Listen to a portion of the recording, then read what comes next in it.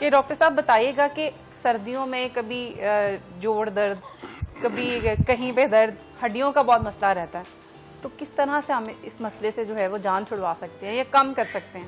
اچھا، اس میں سب سے پہلے میں 7 نیوز کا شکریہ ادا کروں گا جنہوں نے مجھے انوائٹ کیا. اب ہم اس بات کو آگے لے کے چلیں تو سردیوں میں ہڈیوں جوڑوں پٹھوں کے مسائل کی سب سے بڑی ریزن جو ہے وہ ہمیں پتہ ہونا چاہیے کہ ہماری باڈی پہ ایک ایٹماسفیرک پریشر ہوتا ہے جسے کہتے ہیں بیرومیٹرک پریشر. جس طرح ہم نے دیکھا ہوگا جو لوگ فلائٹ میں ہوتے ہیں یا لمبی فلائٹ لیتے ہیں ان کے پاؤں سویل ہو جاتے ہیں، سوج جاتے ہیں. اب اس سویلنگ کی ریزن کیا ہے؟ آپ کا جب بیرومیٹرک پریشر کم ہوتا ہے تو آپ کے پاؤں پہ جسم پہ سویلنگ آتی ہے. اسی طرح سردیوں میں ہماری باڈی سے وہ ایٹماسفیرک پریشر کم ہو جاتا ہے جس کی وجہ سے ہمارے مسکولر پین، جوائنٹس پین بہت زیادہ کامن ہے. اگر ہم اس بات میں دیکھیں تو 2 ڈویژن ہے، ایک ینگ ہے ہمارے پاس لوگ، ایک ایجڈ ہے. ٹھیک ہے، اگر ایک ایجڈ پیشنٹ ہے تو اس کے اندر ڈیجنریٹو چینجز بھی آ رہے ہیں. ہم نے اس چیز کو دیکھنا ہوتا ہے کہ ڈیجنریٹو چینجز یعنی کہ عمر کے بڑھنے کے ساتھ کون کون سے مسائل اس کے اندر پیدا ہو رہے ہیں. اب ہمارے ہاں اگر ہم دیکھیں تو گھٹنوں کے مسائل سب سے زیادہ دیکھنے کو ملتے ہیں.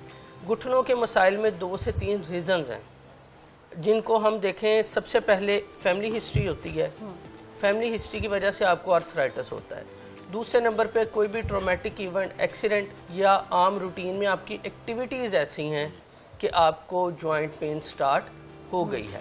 اب ان سے بچا کیسے جائے؟ ان سے بچنے کے لیے ہمیں اپنی روٹین میں ایکسرسائز کو ایڈ کرنا چاہیے. ہمارے ہاں سب سے بڑا ایشو یہ ہے ہم لوگ ایکسرسائز سے بہت دور جا چکے ہیں.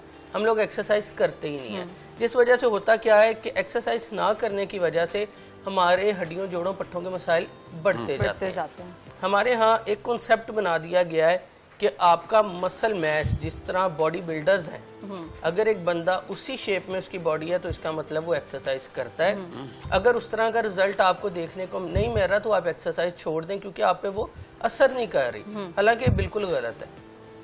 آپ ایک فٹ آدمی کو دیکھیں جو فزیکلی فٹ ہے، کسی بھی قسم کی اس سے بیماری نہیں ہے، وہ کبھی بھی اس طرح سے پھولا ہوا جسم نہیں ہوگا، وہ بالکل ایک سمیٹری میں ہوگا.